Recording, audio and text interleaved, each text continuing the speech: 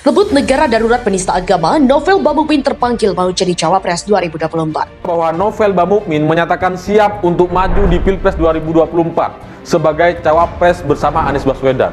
Dia merasa terpanggil untuk berjihad bersama Anies. Padahal Aniesnya sendiri itu belum dipanggil-panggil.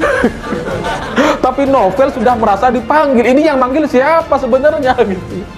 Jangan-jangan setan ini yang manggil. Siapa tahu nanti pada saat Anies Baswedan dan Novel Bamukmin masuk capres gitu ya, kalaupun dia kalah, dia bisa menyempalkan diri membuat negara baru, negara yang namanya negara Petamburan gitu ya. Negara Petamburan itu kepala negaranya itu kayak ayatullahnya itu adalah pasti imam besar Rizik Syihab. Kepala pemerintahnya bisa Anies, bisa Mas Novel, bisa jadi. Tapi ada seseorang yang masih butuh kelompok 212. Siapa lagi kalau bukan Anies Baswedan, Gubernur DKI Jakarta. Lah, untuk apa? Pilpres kan masih lama. Ya, namanya panggung harus dibangun setahap demi setahap. Meski masih 5 tahun lagi, tapi bagi Anies, Pilpres sudah di depan mata. Apalagi dia sudah didekati Nasdem dan PKS. Makin semangatlah dia.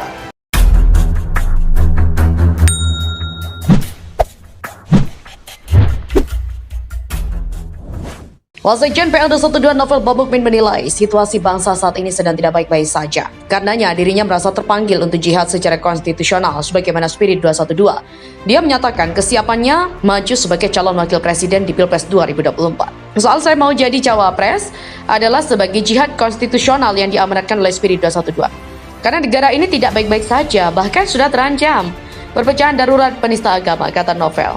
Yang mana sesama anak bangsa sudah saling berhadapan-hadapan dan diduga diaktor intelektuali oleh para pelaku politik oligarki. Yang puncaknya ingin menjajah Indonesia dengan salah satu langkah utamanya menyulut kegaduhan dengan isu-isu agama dengan memakai para jongos yang memang mata duitan dan gila jabatan. Selain itu, Novel juga merasa prihatin dengan Wakil Presiden Ma'ruf Amin. Ia berpendapat, Ma'ruf yang merupakan seorang kiai tidak bisa berbuat apa-apa terkait dengan maraknya kasus kriminalisasi terhadap ulama dan habib, sehingga Indonesia kini menjadi surga bagi penista agama. Bahkan, kata dia, Ma'ruf juga diam saat bergulir isu liar soal rancangan undang-undang haluan ideologi Pancasila dan akan mengubah dasar negara menjadi Trisila dan Ekasila, serta isu penghapusan TAP MPRS 25 tahun 1966 tentang pembubaran Partai Komunis Indonesia.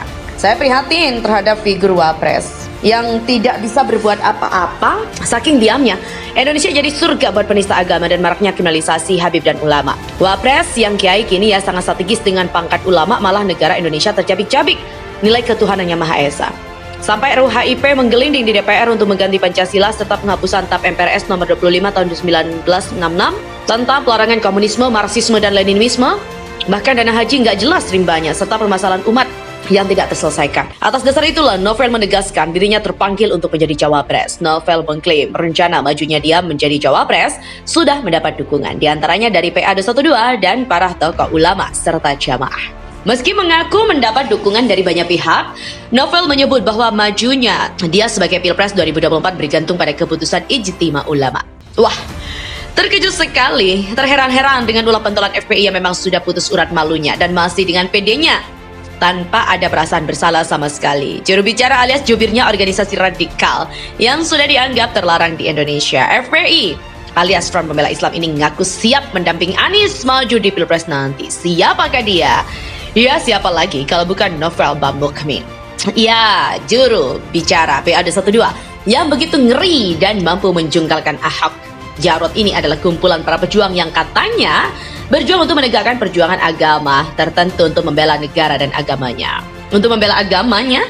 Apakah di negeri yang sudah merdeka selama 76 tahun ini masih dikungkung oleh penjajah agama? Bukankah agama mereka adalah berpenduduk dengan agama terbesar di negeri ini? Memperjuangkan agama dan ideologi apa yang akan mereka tegakkan lagi di negeri ini? Bukankah kita sudah sepakat dari sejak awal Indonesia merdeka bahwa negara kita ini memiliki dasar negara Pancasila dengan Bhinneka Tunggal Ika?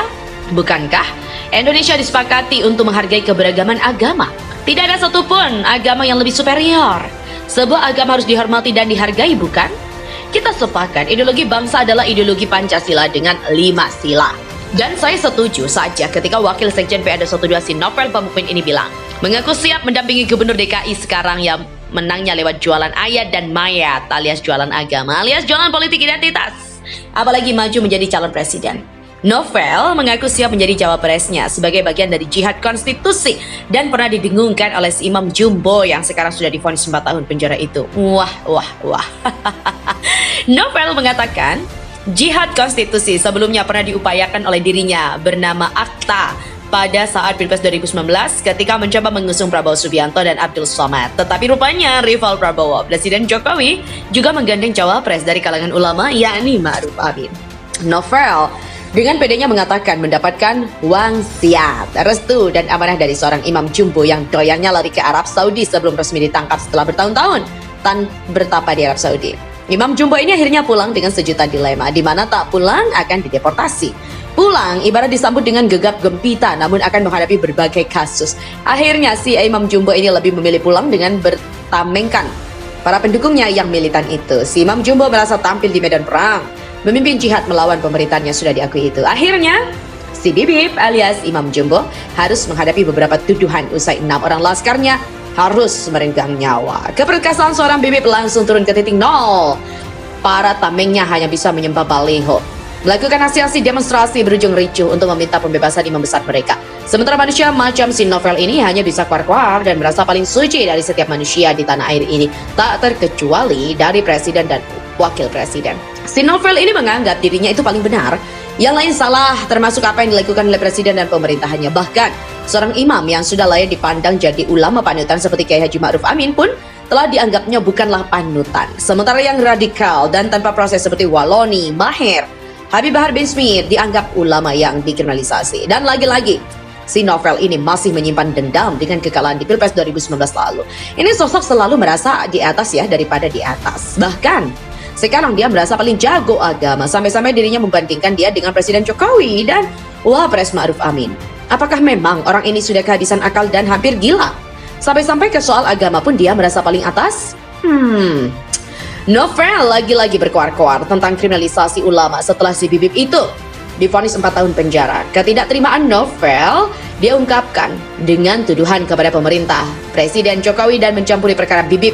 Padahal si Bibip ya memang harus dipenjara akibat ulahnya yang telah melanggar hukum di negeri ini.